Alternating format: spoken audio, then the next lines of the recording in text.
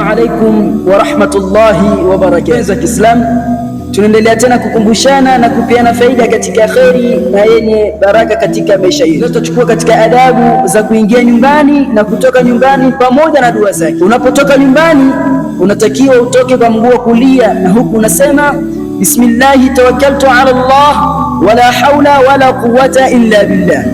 Allahumma inni a'udhu bika an adilla au udalla au azilla au uzalla au ajhala au yujhala alayya au adlama au udlam. Hii ni dua ya kutokea nyumbani. Ukiingia ndani mwako au ukiingia nyumbani unasoma dua hii, na huku unatanguliza mguu wako wa kulia.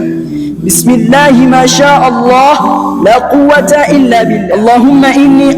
Allahumma inni as'aluka khayra al-mawliji wa khayra al-makhraj. Bismillahi walajna, bismillahi kharajna wa ala Allahi rabbina tawakkalna. Na katika faida, unatakiwa ukiingia nyumbani uingie halakuwa unatoa salamu hata kama ndani hamuna mtu. Assalamu alaina min rabbina wa ala ibadillahi salihin. Barakallahu fikum, jazakumullahu khairan.